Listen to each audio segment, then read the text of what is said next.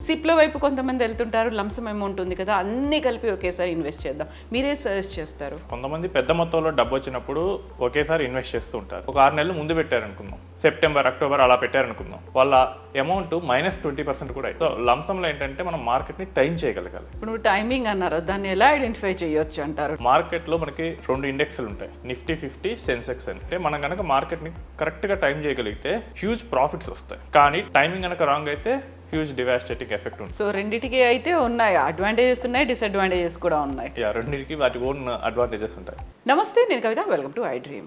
Investment ప్లాన్లలో కొంతమంది small amounts invest చేస్తే బెటర్ అనుకుంటారు, అది కూడా ఎవ్రీ మంత్ కొంత అమౌంట్ ఇన్వెస్ట్ చేసుకోవాలని. మరి కొంతమంది లంసమ్ అమౌంటే ఇన్వెస్ట్ చేస్తే బెటర్ అనుకుంటారు. యాక్చువల్గా లంసమ్ ఇన్వెస్ట్మెంట్ బెటరా, సిప్ బెటరా? మనం మాట్లాడుకుందాం. మనతో పాటుగా ఉన్నారు ఫైనాన్షియల్ ఎక్స్పర్ట్ సాయిరామ్ గారు. సాయిరామ్ గారు, నమస్తే అండి. నమస్తే మేడం. సో మనం ఇన్వెస్ట్మెంట్స్ అనగానే చాలా మంచి ప్లాన్స్ ఉన్నాయి, బోల్డని ఆఫర్స్ ఉన్నాయి, ఇలాంటివన్నీ అనుకున్నప్పుడు సిప్ల వైపు కొంతమంది వెళ్తుంటారు, లంసమ్ అమౌంట్ ఉంది కదా, అన్నీ కలిపి ఒకేసారి ఇన్వెస్ట్ చేద్దాం. మీరే సజెస్ట్ చేస్తారు? కొంతమంది పెద్ద మొత్తంలో డబ్బు వచ్చినప్పుడు ఒకేసారి ఇన్వెస్ట్ చేస్తూ ఉంటారు. మరి కొంతమంది అయితే నెల నెల కొంచెం వాళ్ళ వీళ్ళని బట్టి ఇన్వెస్ట్ చేస్తూ ఉంటారు. ఇదంతా వాళ్ళకున్న క్యాష్ ఫ్లో బట్టి జరుగుతుంటుంది. అసలు నా దగ్గరకు కొన్నిసార్లు కాల్ చేసేటప్పుడు సిప్ అంటే ఏంటో తెలియకుండా కూడా నేను సిప్లో పెట్టాలనుకుంటున్నా అంటారు. అసలు ముందు బేసిక్గా లంసమ్ అంటే ఏంటో చెప్తాను. సో నాకు ఒకసారి బోనస్ వచ్చింది, నాకు ఇయర్ ఒక 5 lakhs బోనస్ వచ్చింది. నేను ఒక 1 time ఇన్వెస్ట్ చేయాలనుకుంటున్నాను. సో దాన్ని లంసమ్ అంటారు. లంసమ్ అంటే investing big amount at 1 time. So దీనికి వచ్చేసరికి మనం మార్కెట్ని చాలా బాగా టైం చేయగలగాలి. దీనికి ఉండే అడ్వాంటేజెస్ ఏంటంటే మనం కనుక మార్కెట్ని కరెక్ట్గా టైం చేయగలిగితే సో హ్యూజ్ ప్రాఫిట్స్ వస్తాయి. So for example Covid time అప్పుడు మనకి మన బిఎస్సి ఇండెక్స్ అది 25,000కి పడిపోయింది సెన్సెక్స్. సో ఇప్పుడు చూస్తేనేమో ఆల్మోస్ట్ 85,000 ఉంది, 3.5 times పెరిగింది. సో అప్పుడు కనుక ఇన్వెస్ట్ చేస్తే వాళ్ళకి 3.5 times పైన ప్రాఫిట్ వచ్చే ఛాన్స్ ఉంది. సో ఒక 10 lakhs పెడితే ఒక 35 lakhs, బెటర్ ఫండ్ అయితే 40 lakhs, 50 lakhs కూడా వెళ్తుంది. కానీ టైమింగ్ కనుక రాంగ్ అయితే, ఒక 6 నెలలు ముందు పెట్టారనుకుందాం, సెప్టెంబర్ అక్టోబర్ అలా పెట్టారనుకుందాం, వాళ్ళ అమౌంట్ -20% కూడా అవుతుంది. సో లంసంలో ఏంటంటే మనం మార్కెట్ని టైం చేయగలగాలి.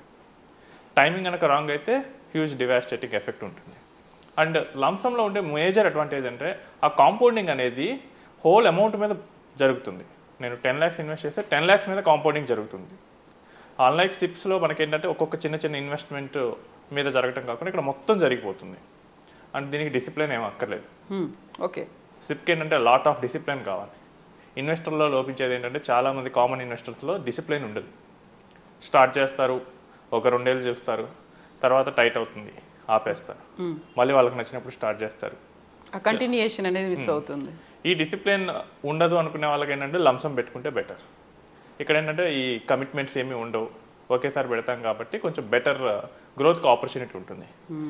కానీ ఇక్కడ మనకి టైమింగ్ కనుక వర్స్ అయితే కనుక నైట్ మేర్స్ అవుతాయి. ఇప్పుడు టైమింగ్ అన్నారు, దాన్ని ఎలా ఐడెంటిఫై చేయొచ్చు అంటారు? నా దగ్గర అమౌంట్ ఉంది, ఇమ్మీడియట్గా ఇన్వెస్ట్ చేయాలి అనుకుంటున్నాను, అదే ఐడియల్ టైం అనుకుంటాం. మీరు చెప్పిన దాన్ని బట్టి చూస్తే ఒడిదుడుకులు ఉన్నాయి, వాటన్నిటిని కూడా అనలైజ్ చేయాలి అంటే ఎలా తెలుస్తుంది? సింపుల్ థింగ్ మేడం, మార్కెట్లో మనకి 2 ఇండెక్స్లు ఉంటాయి, నిఫ్టీ 50, సెన్సెక్స్ అని. అవి కనుక ఆల్ టైమ్ హైస్ దగ్గరలో ఉంటే కనుక అది మంచి టైం కాదు. ఆల్ టైమ్ హై నుంచి ఒక 10% లేదా 15% అలా డివియేట్ అయితే అది చాలా మంచి టైం.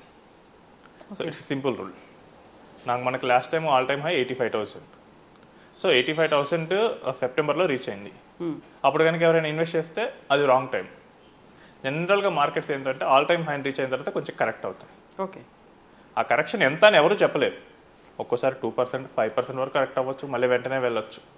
కానీ ఒక్కోసారి ఏంటంటే 20, 30, 40% కూడా కరెక్ట్ అవ్వచ్చు. కోవిడ్ టైంలో 40% కరెక్ట్ అయింది. ఇంకా క్లాసిక్ ఎగ్జాంపుల్ ఏంటంటే మనకి 2008 గ్లోబల్ క్రైసిస్ 20,000 నుంచి 7,500కి పడిపోయింది. Okay, so if I kept my 1 lakh it become 40,000. So all time హైస్కి రీచ్ అయినప్పుడు మాత్రం కొంచెం జాగ్రత్తగా ఉండాలి. లేకపోతే నార్మల్గా మనం ఇన్వెస్ట్ చేసుకున్నా ఒకవేళ మార్కెట్ పడకపోయినా పెరగకుండా ఉన్నా నో ప్రాబ్లం, నా అమౌంట్ అయితే నాకు ఉంటుంది. బట్ ఆల్ టైమ్ హైకి వెళ్ళినప్పుడు మాత్రం మనం కొంచెం జాగ్రత్తగా వెళ్ళాలి. మనం ఆల్ టైమ్ హైకి వెళ్ళి ఒక 1 year గ్యాప్ అలా ఉందనుకోండి, అప్పుడు మనం పెట్టేయచ్చు. మార్కెట్ ఆల్ టైమ్ హై 85,000, ఇది ఎప్పుడు రీచ్ అయింది, సెప్టెంబర్లో రీచ్ అయింది, మళ్ళీ సెప్టెంబర్ దాకా రీచ్ అవ్వట్లేదు, మనం పెట్టేయచ్చు, no problem. Okay. But first time reach అయితేనే మనం కాషియస్గా ఉండాలి. నెక్స్ట్ అదే సిప్కి వచ్చేసరికి నేను నెల కొంత అమౌంట్ నేను పెట్టుకుంటే వెళ్ళిపోతాను. నాకు అది ఆల్ టైమ్ హై అయినా ప్రాబ్లం లేదు, ఆల్ టైమ్ లో అయినా ప్రాబ్లం లేదు. ఫర్ ఎగ్జాంపుల్ నేను నెలకు 10,000 రూపాయలు మార్కెట్లో మొదలు చేద్దాం అనుకుంటున్నాను. సరే, మార్కెట్ ఆల్ టైమ్ హైలో వెళ్ళింది, ఆ నెల మాత్రమే కదా, నా 10,000 మాత్రమే కదా ఆల్ టైమ్ హైలో క్యాప్చర్ అయ్యేది. నెక్స్ట్ మంత్ పడిపోతే నేను మళ్ళీ పెడతా కదా, నాకు ఎక్కువ యూనిట్స్ వస్తాయి. ఒకవేళ ఆల్ టైమ్ లోకి వెళ్ళింది అనుకోండి, ఆ ఒక్క మంత్ మాత్రం నాకు అడ్వాంటేజ్ ఉంటుంది, తర్వాత మంత్ మళ్ళీ పెరుగుతూ ఉంటుంది. కాబట్టి సిప్ అనేది మార్కెట్ యొక్క టైమింగ్ని పట్టించుకోదు. మనం పెరగనిండి తగ్గనిండి ఏదైనా కానీ అది ఒక యావరేజ్ రిటర్న్ అయితే వస్తుంది ఒక 5 years అలా వచ్చేసరికి. సో ఇది ఎవరైతే మార్కెట్ని టైం చేయాలనుకోవట్లేదు, అసలు మాకు ఈ టెన్షన్స్ అన్నీ వద్దు, కానీ మాకు మార్కెట్ ఇచ్చే రిటర్న్ కావాలనుకుంటున్నారో వాళ్ళకి సిప్ బెటర్. ఓకే. సో ఇదేంటంటే సిప్ ఉండే అడ్వాంటేజ్ ఏంటంటే చాలా చిన్న అమౌంట్స్ నుంచి కూడా స్టార్ట్ చేయొచ్చు. 1000 రూపీస్ నుంచి స్టార్ట్ చేయొచ్చు, 500తో కూడా సిప్స్ ఉన్నాయి. ఈవెన్ ఇప్పుడు కొత్తగా చోటా సిప్స్ అని వచ్చాయి, 250 రూపీస్తో కూడా ఉన్నాయి. ఎవ్రీ మంత్ 250 పెడితే చాలు. ఓకే. మార్కెట్ ఎక్స్పోజర్ వస్తుంది. నేను 250 పెడితే నిఫ్టీ లార్జ్ క్యాప్స్లో కానీ వాటిలో పెడితే నాకు రిలయన్స్లో ఎక్స్పోజర్ ఉంటుంది, టీసీఎస్లో ఎక్స్పోజర్ ఉంటుంది, నాకు ఎల్ఐసిలో ఉంటుంది, జొమాటోలో ఉంటుంది, ఇట్లా అన్నిట్లో నాకు ఎక్స్పోజర్ వస్తుంది. సో చిన్న చిన్న అమౌంట్స్తో కూడా మనం స్టార్ట్ చేయొచ్చు. సో సిప్స్కి ఉండే అడ్వాంటేజ్ అది. సో లంసమ్ అంటే కొంచెం జనరల్గా టెక్నికల్గా మాట్లాడితే ఏంటంటే కొంచెం పెద్ద అమౌంట్స్ పెట్టాలి. సో 250 పెట్టే వాళ్ళకి 2,50,000 పెట్టే వాళ్ళకి తేడా ఉంటుంది. ఇక నాకు పడే ఒక 1% పడినా నాకు ఇక్కడ 2.5 పడుతుంది, అక్కడ 2,500 పడుతుంది. సో ఈ డిఫరెన్స్ ఉంటుంది. నెక్స్ట్ మనకేంటంటే సిప్లో మార్కెట్ పడుతున్నప్పుడు మనం పెడుతూ ఉంటే ఎక్కువ యూనిట్స్ వస్తాయి. ఈరోజు నేను ఒక 1,000 రూపీస్ ఇన్వెస్ట్ చేశాను, నాకు ఎన్ఏవి మనకు 100 ఉంది, 10 యూనిట్స్ వస్తాయి. రేపు 90 అయింది, నాకు ఎక్కువ యూనిట్స్ వస్తాయి, ఎందుకంటే నాకు 11 యూనిట్స్ వస్తాయి instead of getting 10 units. So market down అప్పుడు అది వస్తుంది. అదే మార్కెట్ పెరుగుతుంది అనుకోండి, ఇప్పటి వరకు నేను అక్యుములేట్ చేసుకున్న యూనిట్స్ వాల్యూ పెరుగుతుంది.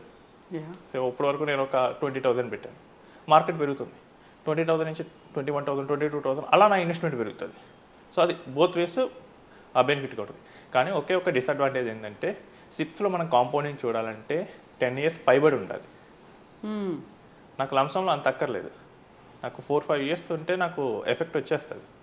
నా అమౌంట్ డబల్ అవటం అలా, లేదా 80% పెరగడం అలా వస్తుంది, అట్లీస్ట్ 12% రిటర్న్ వచ్చే దాంట్లో పెట్టిన. కానీ సిప్స్లో మనకు అలా చూడాలంటే 10 years పైబడి ఉండాలి. 10 years కూడా కంటిన్యూయేషన్ అనేది ఉండాలి, ఎవ్రీ మంత్ ఇన్వెస్ట్ చేస్తూ ఉండాలి. కంటిన్యూషన్ లేకపోతే కనుక ఇంకొంచెం ఎక్కువ టైం పట్టచ్చు. సో దీనికి నేను ఒక రీసెర్చ్ కూడా చేశాను, బ్యాక్ టెస్టింగ్. ఒక మ్యూచువల్ ఫండ్ ఏఎంసీలో ఒక ఫండ్ 24 years బ్యాక్ డేటా తీసుకున్నారు 2001 నుంచి. సో టైమింగ్ కనుక రాంగ్ అయితే కనుక మీరు 2001లో పెట్టి ఈ రోజు చూస్తే 6.5% రిటర్న్ వస్తుంది.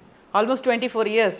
యా, అంటే నా ఎఫ్డి అప్పుడు పెడితే కనుక నాకు కనీసం అప్పుడు 10-12% ఎఫ్డీలు ఉండేవి. నాకు రాంగ్ టైమింగ్లో ఎంటర్ అయితే ఇలాంటి డివాస్టేటింగ్ ఎఫెక్ట్స్ వస్తాయి. అదే సిప్స్ అయితే వీటన్నిటిని న్యూట్రలైజ్ చేస్తే సేమ్ ఫండ్ సిప్లో మళ్ళీ 12% రిటర్న్ ఇచ్చింది. ఎందుకంటే అది మార్కెట్ టైమింగ్ పట్టించుకోదు, పెరిగినా పెడతాం తగ్గినా పెడతా ఉంటాం అంటే కాబట్టి. సో లంసమ్ ఇన్వెస్ట్ చేయాలంటే మనకి చాలా స్కిల్ కావాల్సి వస్తుంది. స్కిల్ లేకుండా నా దగ్గర డబ్బులు ఉన్నాయి కనుక పెడితే అది రాంగ్ టైం అయితే కనుక మనకి నైట్ మేర్స్. సో నేను ఒక ఆయన చూశాను, ఆయన యూఎస్లో ఉంటాడు. సో మ్యూచువల్ ఫండ్స్ ఈ హైప్ అనేది ఆయనకి యూట్యూబ్లో చూస్తూ ఉండడం వల్ల టచ్ అయింది. సరే అని చెప్పి ఆయన ఇండియాకి వచ్చినప్పుడు ఇన్వెస్ట్ చేద్దాం అని చెప్పేసి ఇన్వెస్ట్ చేశాడు. సో అదేంటంటే రష్యా ఉక్రెయిన్ వార్ అప్పుడు. He doesn't know that mutual funds పడతాయంటే, సరే పడతాయంటే 1 or 2% పడతాయి అనుకున్నాడు. మంత్లీ 1% పడినా ఇయర్లీ ఒక 20% అట్లా పడింది అనుకున్నాడు. బట్ ఆయన పెట్టిన విత్ ఇన్ ఏ మంత్ 20% పడింది. Okay. He never understand it. ఏంటి మార్కెట్ ఎలా పడతాయా, నాకు రియల్ ఎస్టేట్ పడదా ఇట్లా అనుకున్నాడు. సడన్ షాక్ అది. ఇంకా ఇది సడన్ షాక్, ఎందుకంటే పూర్తి నాలెడ్జ్ లేకుండా పెట్టినప్పుడు. సో చాలామంది ఇన్వెస్టర్లు ఏంటంటే పూర్తి నాలెడ్జ్ లేకుండా పెడతారు మార్కెట్స్ గురించి. మార్కెట్స్ పైకి ఎలా తీసుకెళ్తాయో కిందకు కూడా అలానే తీసుకెళ్తాయి. వాటి గురించి పూర్తి అవగాహన ఉన్నప్పుడు లంసమ్ ద్వారా పెట్టుకోవచ్చు. అలా లేదు అనుకున్నప్పుడు సిప్స్లోకి వస్తే బెటర్గా ఉంటుంది. సో రెండింటికి అయితే ఉన్నాయి, అడ్వాంటేజెస్ ఉన్నాయి, డిసడ్వాంటేజెస్ కూడా ఉన్నాయి. రెండింటికి వాటి ఓన్ అడ్వాంటేజెస్ ఉంటాయి. ఎందుకంటే ఇప్పుడు నేను 10 లక్షలు లంసమ్ పెట్టాను అనుకోండి, నాకు ఒక 10 yearsకి వచ్చేసరికి నాకు 40 lakhs, ఇఫ్ ఐ గ్రో అయితే 14% నాకు 40 lakhs వస్తాయి.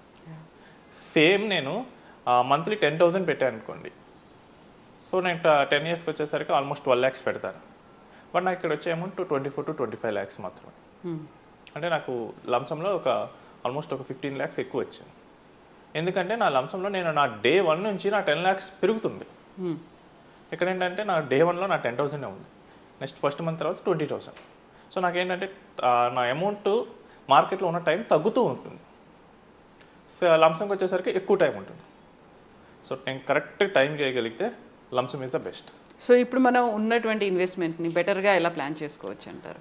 సో ఇప్పుడు లంసమ్ చేశారనుకోండి, నేను ఒక 10 లక్షల రూపాయలు లంసమ్ చేశాను అనుకోండి, అట్లీస్ట్ నేను ఒక 1,000 రూపీస్ మీరు సిప్ చేయండి. అప్పుడు ఏమవుతుందంటే మీరు లంసంలో పెట్టినప్పుడు మార్కెట్ హైలో పెట్టినా కానీ ఈ సిప్ ఏంటంటే ఎవ్రీ మంత్ మీకు యూనిట్స్ యాడ్ చేయడం వల్ల మరీ వరస్ట్ రిటర్న్ రాకుండా మిమ్మల్ని కాపాడుతుంది. ఇందాక నేను చెప్పిన యూస్ కేసులోనే 24 years వరస్ట్ ఫండ్, ఇక దానికన్నా వరస్ట్ ఫండ్ ఇక లేదు. So it given 6.5% return. But when I added that SIP of 1,000 rupees it increase to 8.5. Okay, నాకు 2.5% నాకు రిటర్న్ వచ్చింది. లేదా నేను ఓన్లీ సిప్ చేస్తున్నాను అనుకోండి, ఎవ్రీ 2 yearsకి ఒకసారి 1 lakh or 2 lakhs మీ శక్తి కొలది మీరు ఎక్స్ట్రాగా టాప్అప్ చేసుకోండి. అప్పుడు ఏమవుతుందంటే మనకు లంసమ్ బెనిఫిట్స్ కూడా వస్తాయి. ఆ ఇయర్లో ఆ టైంలో మార్కెట్ కనుక పడింది అనుకోండి, సడన్లీ మనకు ఒకేసారి ఒక 1 lakh or 2 lakhs పెడితే మనకి కొంచెం లాంగ్ టర్మ్లో బెటర్ గ్రోత్ వస్తుంది. సో లంసమ్ చేసే వాళ్ళు ఏంటంటే అట్లీస్ట్ చిన్న అమౌంట్ వాళ్ళు పెట్టిన దాంట్లో ఒక 0.1% లేదా 1% కుదిరితే ఇన్వెస్ట్ చేయండి నెల. సిప్ పెట్టే వాళ్ళు రివర్స్ చేయండి, ఒక 1 lakh or 2 lakhs every year add చేసుకుంటే వెళ్తే మనకి ఈ తక్కువ రిటర్న్ అనేది రాకుండా ఉంటుంది. ఎస్ అండి, థ్యాంక్ యూ సో మచ్ అండి. Thank you.